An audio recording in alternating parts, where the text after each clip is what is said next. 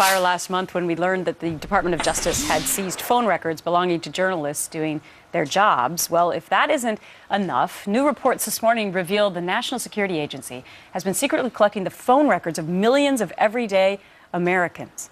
Joining us now, Senator Lindsey Graham, with his thoughts. What do you make of this, Senator? Is this a big deal for Americans? Millions and millions and millions of Americans whose phone records were apparently given over to the government. Should we all be concerned?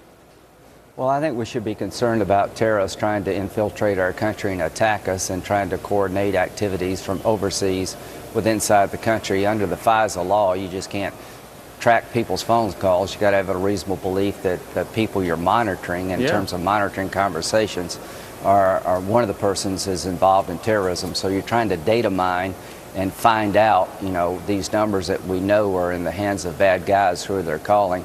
And then once you find a match, you can monitor, but you just can't monitor people's phone calls. But doesn't it seem unusual to you that this administration says that they don't believe in the war on terror?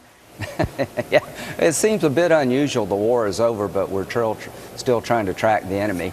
Yeah, the president's speech was tone deaf. We're very much under threat. Radical Islam is on the rise throughout the region. Homegrown terrorism is one of my biggest concerns. It's happening in our own backyard, and I'm glad the NSA is trying to find out what terrorists are up to overseas and inside the country. Well, Senator, I don't know about you, but I've got Verizon. That means the government's I do too. Okay, you and I and a lot of us here in the studio have been tracked by the NSA following all of our phone detail.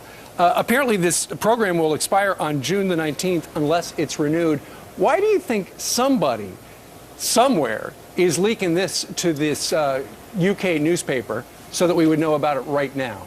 That's a good question, but I'm a Verizon customer. I don't mind Verizon turning over records to the government if the government's going to make sure that they try to match up a known terrorist phone with somebody in the United States. I don't think you're talking to terrorists. I know you're not. I know I'm not, so we don't have anything to worry about. I'm glad the activity is going on, but it is limited to tracking people who are suspected to be terrorists and who they may be talking to.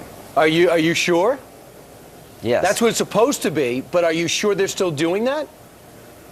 Yes, I'm sure that that's what they're doing. So this is not new to you? It's not the 100 million customers that the original report said. All right. So I'm sure we should be doing this. Okay, good. So you're not alarmed. All right. Susan Rice will be the National Security Advisor to the President, replacing Tom Donnelly. Your reaction? Well, Greg Hicks, the #2 in Libya, who was the last guy to speak to Greg Hicks alive, who told the system this was a terrorist attack and named the terrorist organization, was demoted. The person who got on TV 4 or 5 days later and told the American people there was no coordinated terrorist attack, this was a result of a spontaneous riot caused by hateful video, a complete misleading, untrue story, gets promoted. That's all you need to know about this administration.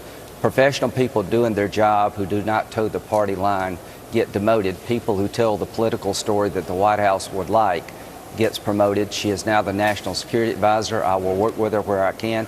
The world is falling apart. Israel is surrounded by radical Islamists. I don't know why he chose her, but her credibility is low with me and others, but we will work with her. Senator, let me ask you this, because the judge earlier on the show, Judge Napolitano, said that this appointment would not preclude her from still having to testify about what happened. Okay, so what happened that week before she gave the talking points on Benghazi. Let me ask you this. Why has she not been called to come under oath to say to the American public who told her to give those talking points? This is a great question. We have subpoena power in the House. 3 things I want to know. Why haven't we heard from any survivors? I've destroyed a small forest writing letters to the administration. Please make the survivors of Benghazi available so we can hear from them what really happened. They refused to do that. We don't know who was in the meeting on Saturday before her Sunday TV appearance that took the talking points that were very accurate and turned out to be a bunch of garbage. Who was in that meeting? And why did they decide what they did? And let Susan Rice answer questions. Why did you say the embassy consulate was substantially, significantly, and strongly secured? And why did you say Al Qaeda was decimated? That's not part of anybody's talking points. Why has she not been called to answer for the misleading information she gave to the American people? And finally, where was the president at during the night of the attack? And why did he, for 2 weeks, write this off as a spontaneous riot caused by video when there's no evidence to suggest that. Benghazi is just beginning for me. It's not close to being over. Sure. Well, Susan Rice will be the president's top advisor on national security issues. Are you confident she's up to the job? She's got a good background in national security, but after Benghazi, can I trust her? Can you trust her?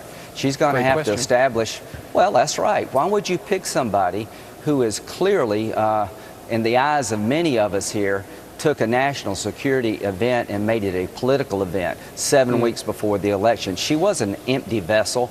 You know, they poured misinformation through. She needs to be held accountable for what she did in Benghazi, but it is the president's pick, and we are at war, and Israel is under the gun, and we're under the gun, so yes, I will work with her.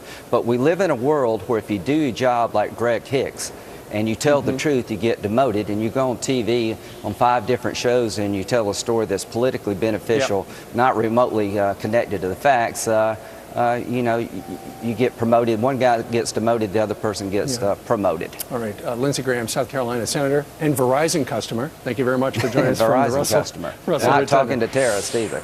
Okay, let's keep it that way. Thank you, sir. All right. A major